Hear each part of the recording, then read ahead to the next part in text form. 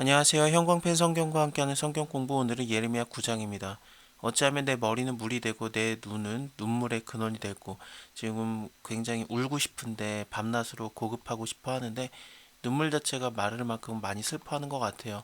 이스라엘이 다 멸망당하게 된다, 사륙당하게 될 거라는 하나님의 말씀이 있었기 때문에 물론 하나님께서 또 치유하시기를 원해요. 내 백성을 치유받지 못하면 어찌미고 하면서 하나님께서는 그 유다를 이스라엘을 다시 회복시키기를 원하지만 어쨌든 좀 어, 재앙이 예고가 되고 있는 거죠. 그래서 일단은 막 너무 슬픈 거예요. 어찌하면은 내가 광야에서 나그네 유할 곳을 얻을고 나그네 유할 곳이라는 것은 여관 같은 거는 아닌 것 같아요.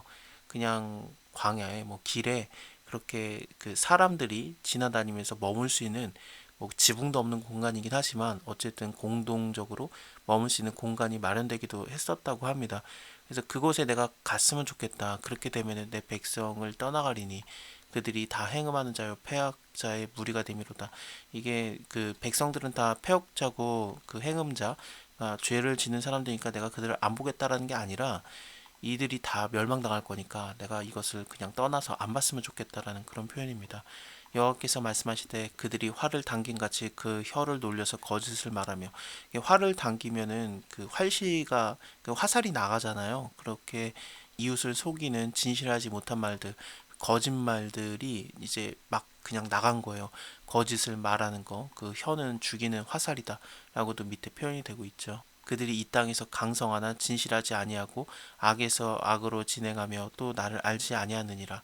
너희는 각기 이웃을 삼가며 아무 형제든지 믿지 말아라. 형제마다 온전히 속이며 이웃마다 다니며 비방함이라.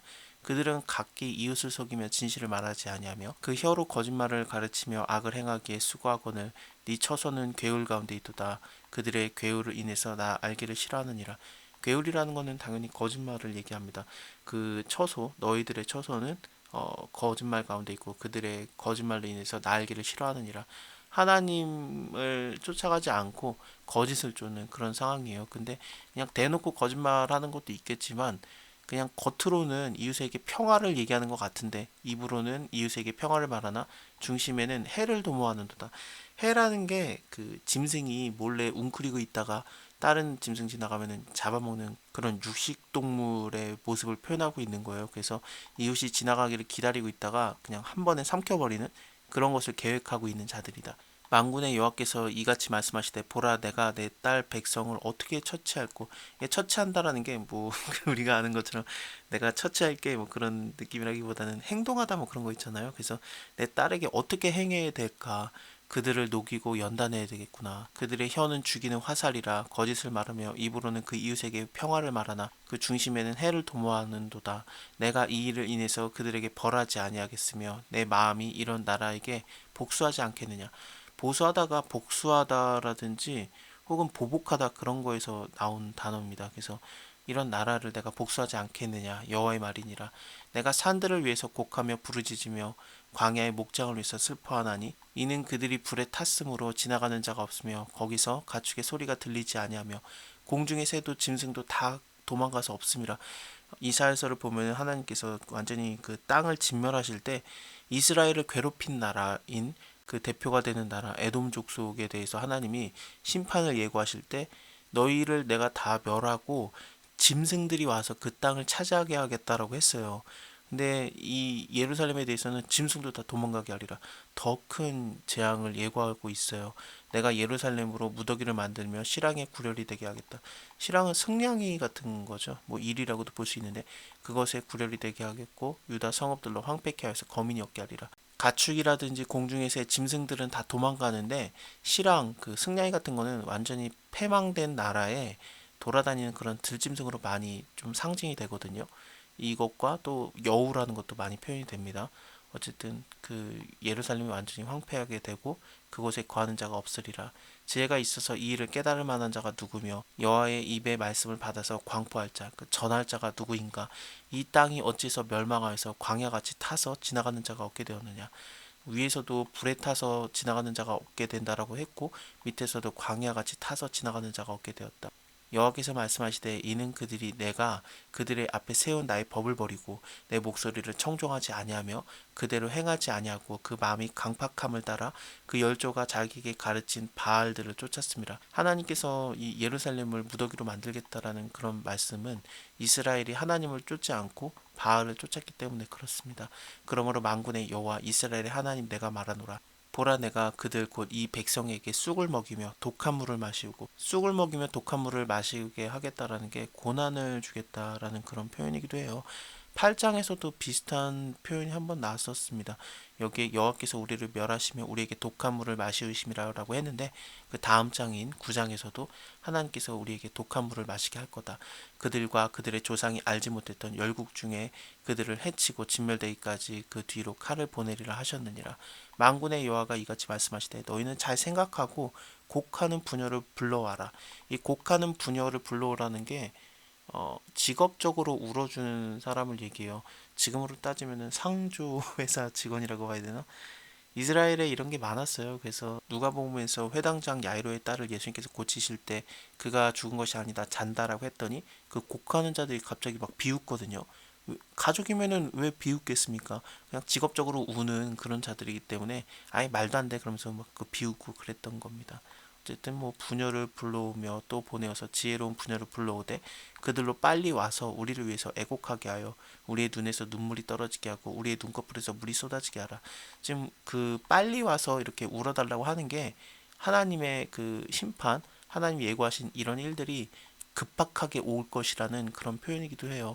지금 자기도 울고 싶은데 지금 눈물이 마른 거예요. 그래서 야, 내 머리가 물이 되고 내 눈은 눈물의 근원이 됐으면 참 좋겠는데 그러면 내가 계속 곡하겠는데 근데 눈물도 안 나오는 상황이니까 이렇게 직업적으로 우는 자들을 불러서라도 좀 울어라.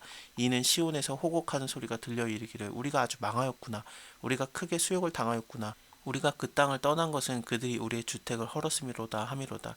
부녀들이여 여호와의 말씀을 들으라. 너희 귀에 그 입의 말씀을 받으라. 너희 딸들에게 애곡을 가르치며 각 이웃에게 애곡을 가르쳐라. 이 슬픈 노래를 가르쳐서 그 노래로 울라라는 표현이에요. 왜냐하면 나라가 망할 거니까. 대저 사망이 우리의 창문에 올라오며 우리의 궁실에 들어오며 밖에서는 자녀와 거리에서는 청년들을 멸하려고 한다. 이 사망 자체를 좀 의인화시킨 거죠. 그래서 창문으로 올라오고 있다. 우리의 궁실에 들어오고 밖에서 자녀와 거리의 청년들을 멸하려고 하고 있다. 너희는 이같이 이르라. 여호와의 말씀에 사람의 시체가 분토같이 들에 떨어질 것이다. 이 분토라는 것은 썩는 냄새가 풍기는 그런 거름이에요. 그리고 또 추수하는 자의 뒤에 떨어지고 거두지 못한 묵같이 되리라. 묵이라는 것은 추수할 때 여기저기 막 그 흘려져서 아직 그 취해지지 않은 그런 이삭 같은 건데 조금 떨어져 있는 거기 때문에 가지러 가지도 않아요. 그러니까 완전히 그냥 제외되는 관심 밖으로 밀려나고 아무도 돌보지도 않은 아무도 돌아보지도 않는 거 그런 거를 이제 추수하는 자가 떨어뜨린 그런 무시라고 봅니다. 여호와께서 이같이 말씀하시되 지혜로운 자는 그 지혜를 자랑하지 말아라. 용사는 그 용맹을 자랑하지 말아라. 부자는 그 부함을 자랑하지 말아라. 다 멸망당할 거니까 그래서 아무도 돌아보지 않은 그런 묵과 같이 되고 또 분토같이 그냥 떨어지게 될 거니까 그래서 지혜로운 자도 지혜를 자랑할 수도 없고 용사도 그 용맹을 자랑할 수 없고 부자도 그 부함을 자랑할 수 없는 거예요. 자랑하는 것은 뭘 해야 되느냐? 자랑하는 것은 이것으로 자랑할지니 곧 명철하여서 나를 아는 것과 나 여호와는 인애와 공평과 정직을 땅에 행하는 자인 줄 깨달아라. 나는 이 일을 기뻐하노라 여호와의 말이니라. 그래서 하나님을 알면 하나님의 인애, 완전한 사랑 혹은 자비 뭐 그런 걸 표현합니다. 공평은 정의, 뭐 공의 뭐 그런 걸 표현하고 정직 이런 것들을 땅에 행하는 하나님을 깨달으면은 아 하나님께 우리가 돌아가야 되는구나. 그래야지 지혜 있다, 뭐 용맹하다, 부하다. 그래서 해결받을 상황이 아닌 겁니다. 하나님께로 다시 다가가야 되겠죠. 여호와께서 말씀하시되 날이 이르면 할례 받은 자와 할례 받지 못한 자를 내가 다 벌할 것이다. 곧 애굽과 유다와 에돔과 암몬 자손과 모압과 및 광야에 거하는 그 머리털을 모지게 깎는 자들에게라. 머리털을 모지게 깎는다라는 게 레위기를 보면은 깎지 말라고 나와 있어요. 19장 27절에서 그런 표현이 있긴 합니다. 근데 이거는 우상 숭배하는 그런 그 자들의 행동이었던 것 같아요. 뭐 지금 머리 깎으면 안 되냐? 뭐 괜찮죠. 근데 이때 당시에는 우상 숭배자들이 이런 식으로 머리털을 모지게 깎았던 것 같아요. 할례 받은 자, 할례 받지 않은 자들 어쨌든 뭐 하나님께로 돌아오면은 그 모양이 중요한 게 아니에요. 하나님께서 사랑과 공평과 정직을 땅에 행하는 것을 깨닫고 그거대로 해야지. 남들을 속이는 것과 남들을 무너뜨리게 하는 거 막 움켜쥐려고 하고 해를 도모하고 하나님의 모습과 전혀 다르잖아요. 하나님은 사랑을 이 땅에 행하기를 원하시는데, 그러니까 하나님의 품성을 닮아야 되겠죠. 그게 바로 할례 받은 자의 모습이에요. 할례라는 게 몸의 할례가 중요한 게 아니라 마음의 할례가 중요한 거 아니겠습니까? 대저 열방은 할례를 받지 못하였고 이스라엘은 마음의 할례를 받지 못하니라. 마음의 할례, 마음의 할례를 통해서 하나님 말씀, 하나님의 그 뜻을 따라가는 게 중요하지 외적인 표현을 강조하는 내용들은 아닙니다. 자, 오늘은 여기까지 보고요. 다음에 10장 계속 이어서 보겠습니다. 감사합니다. 다음에 뵐게요.